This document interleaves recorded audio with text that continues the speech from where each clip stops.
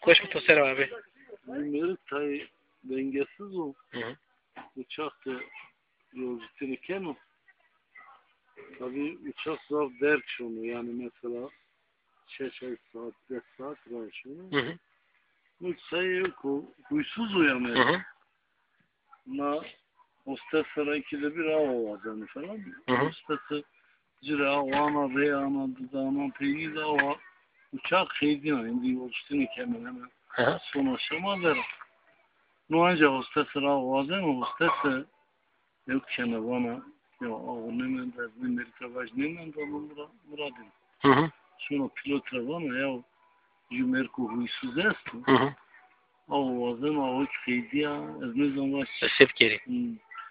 Pilotlan biraz misken berbiç.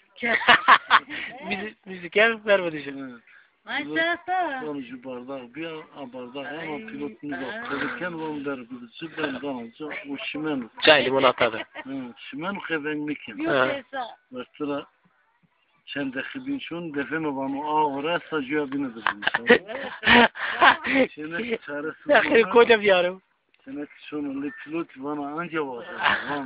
Pilot bana olur mu? Ne oldu? Kurt şkino na hak tabii ki. Neyse na hak çene kimiz akşamı ben odanacı. Kay kişimen ulan o bardak vereyim weş bir bardak. Çene ki bana bardak Gori bir noki ekliyor çok.